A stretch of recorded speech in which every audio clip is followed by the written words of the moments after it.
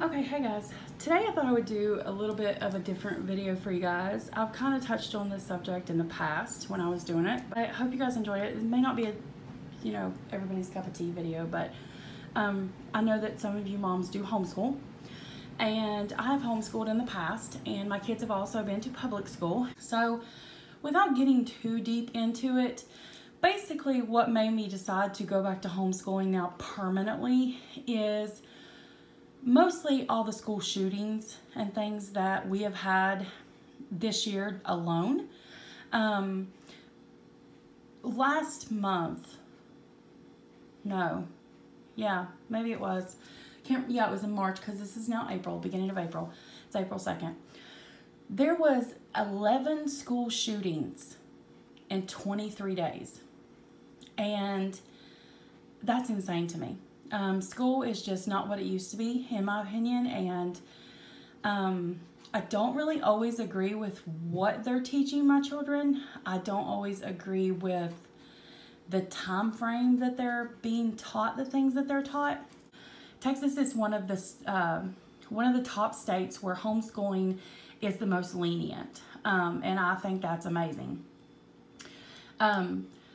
My kids did go to first grade in public school. We wanted to see what it was like, just test it out. They did go. They ended up getting sick a lot, which was to be expected. That was their first time in public school. Anyway, after that, we ended up homeschooling for second and third grade year. I homeschooled second grade. My friend homeschooled third grade because we moved to a different state, and she homeschooled them because she had homeschooled her daughter forever. Her daughter was a year behind my two kids, and she has never had her daughter in public school. So she homeschooled my kids along with her daughter because I had to work. And I understand that's the deal with a lot of parents nowadays. But then for fourth grade, we moved back to Texas, and at the time I was working. I had a full-time job. I was pregnant with my youngest, which is 6 months old now. So I couldn't actually homeschool. I didn't really have enough time. So I put them back into public school, and they're still in public school. They're, like I said, fourth grade now. And at the end of their fourth grade year, which is next month, school is done. May 31st here. When they finish out their fourth grade year, here's the second reason why I chose to homeschool as well. They were no longer going to be at the school that they've been at because they're out of elementary school now. They're going into fifth grade. So they would have had to go to a totally different school that I've heard nothing but bad things about. About the staff there, about the kids there, about the condition of the school. I've heard all bad things. I just figured, if I can possibly do this, then I need to do this. Yes, it's going to be hard with a baby, but because my two kids, that's the plus of having older kids as opposed to when I homeschooled them when they were little. My kids are going to be 10 years old in a few months. But like I said, now that they're older, they don't have to be I don't have to sit over them and stand over them as much. They can explain the assignment and do the assignment, basically. So I just wanted to, all that said, I just wanted to take the time to kind of talk to you guys about it, for those of you guys who are interested and think that this is something you can't do, even though you want to do it. That's not true. I have had some college. I do have a degree in medical assisting. But you don't need college to be able to homeschool your kids. They make it really easy, honestly. And a lot of people think that you have to spend so much money on these big, huge curriculums. You don't have to do that either. You don't. We're a one-income family.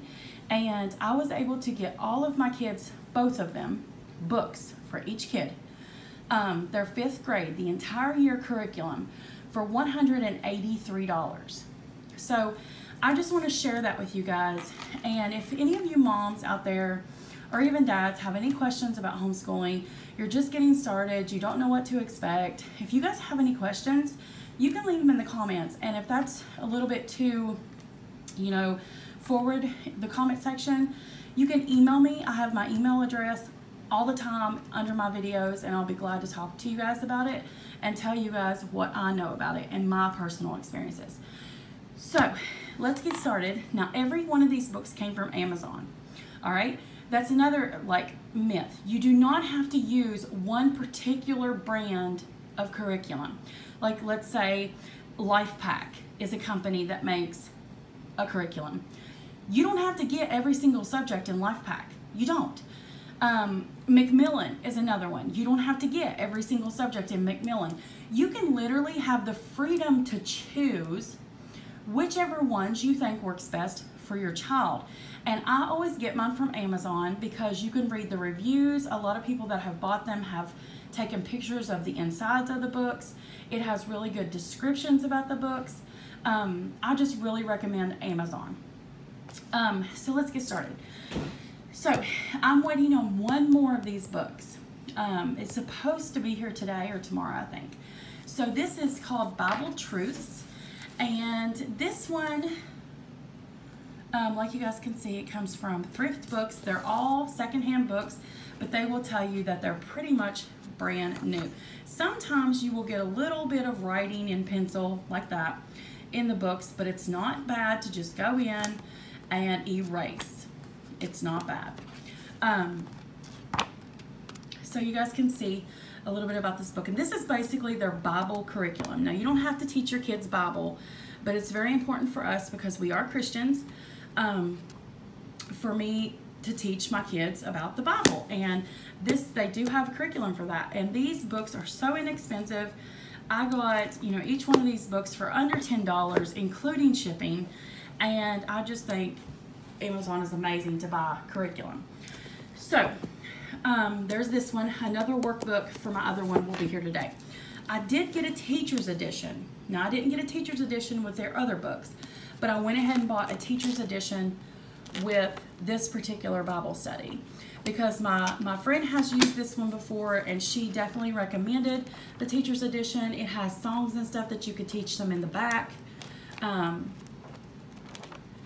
And it just tells you, you know, how to teach it and what to say, and you don't need a college degree. The books will tell you how to do it. So that's their Bible. Then we got their history. Now, I chose to go with McGraw-Hill. I really do like the McGraw-Hill, the Macmillan McGraw-Hill. We've used some of their stuff in the past, and I've really liked it. These books are National Geographic, and like I said, all of these were really, really, really inexpensive. It just has reviews at the end of each chapter, literally like school books that we would have used in school, that we grew up on, that we learned from, and you can get them on Amazon. So this is their history. Now, their language arts, we're going to be going with this one. This one is by Harcourt, okay? And this is basically just writing and English, a little bit of reading, different things like that in here. As you guys can see, these books are in such good condition, and there's a lot of stuff for the kids to do in here. I could basically explain to them how to do everything, teach them what I need to teach them, and then it has assignments that they could work on themselves. I do not have to hover over them. I can grade their work at the end of the week, all of it together. I can grade their work at the end of the day, however I want to choose it. Because you're basically in charge. When you're the homeschooler, you're in charge, especially in Texas. You don't have to keep binders of their works like some states make you do.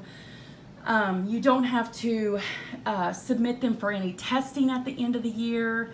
You are the boss. If you say your child is ready to move on to the next grade, that's your decision. You put them through to the next grade as far as that goes and start teaching them out of the next year curriculum. It's your choice. That's why I love Texas so much.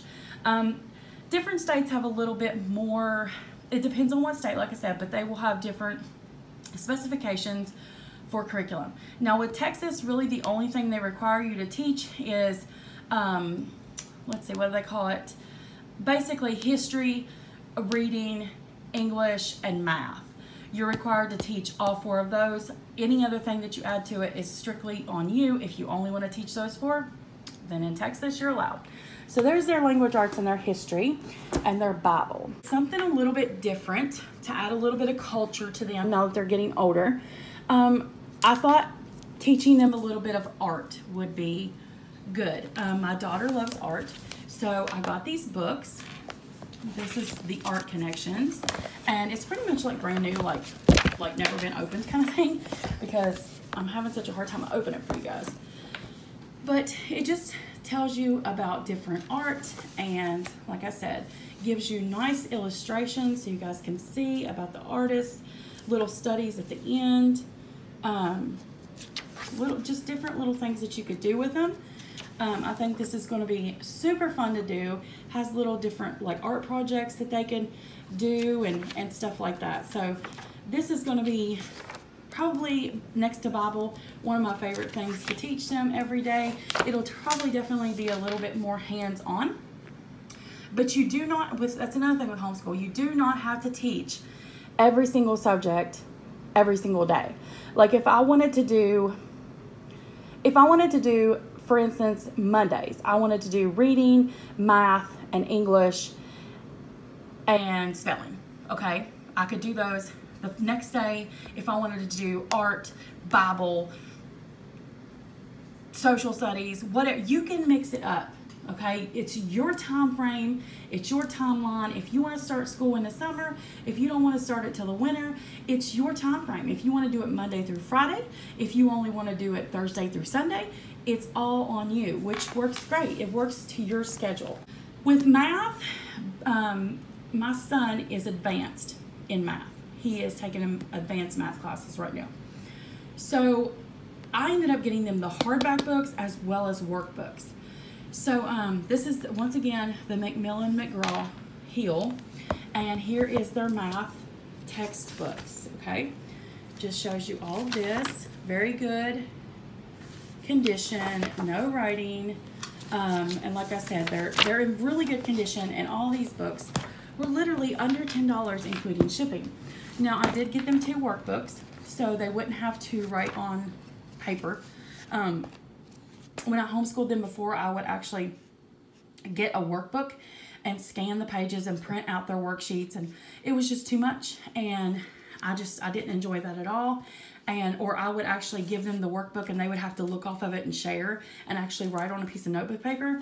Didn't enjoy that either. So this year, just went ahead and got them their own workbooks, and they can write in them and they can do their own little assignments and be done with that. Here's the other math textbook. Here is their reading. Their reading is by Harcourt, just like their language arts. And this book has a lot of like different stories in it that the kids can read, and just really nice stories and different activities, test preps at the end of each chapter. It literally is legitimately curriculum. I know, and I say that because a lot of people, they have all these myths in their head about homeschool kids and homeschool curriculum, and that it's not good and your kid's going to be dumb or your kid's not going to be socialized, and none of that is true. It couldn't be farther from the truth. You just get more time with the kids. You have to spend less time in schoolwork, and because you get one-on-one time. You don't have a classroom of 20 to 30 kids like these teachers do. It's not their fault. That's just the way public schools are. But you learn more in a shorter time frame, is basically what I'm saying. And as far as the socialization goes, I have some pretty passionate views on that. You know, I don't want to step on anybody's toes, but here is my views on socialization and homeschool. Just because your child is homeschooled does not mean that your child cannot do extracurricular activities, does not mean that your child cannot have friends that are not family members, does not mean that your child is not socialized. There are a ton of homeschool groups in your area where you live that you can join groups on Facebook, get together, have play dates. My kids used to go to the library. They were in the garden club at the library. They met friends there. We were in 3 different homeschool groups that we would get together at certain times a month and go to the park and let all the kids play together. They would go to the museum. All the kids would go to the museum together, and then we would go out to eat. your homeschool kids can be socialized, all right? And as far as public school socialization, think about the way public schools are nowadays. Be sitting in a classroom for 7 hours a day, being told, don't talk, don't whisper, basically don't communicate, because this teacher, she has so many kids that she has to help. There's no time for that. And then they get like 30 minutes of recess to go out and play. So basically the only socialization that children, in my opinion, are getting in public school is 30 minutes every day to play on the playground with the kids in their class.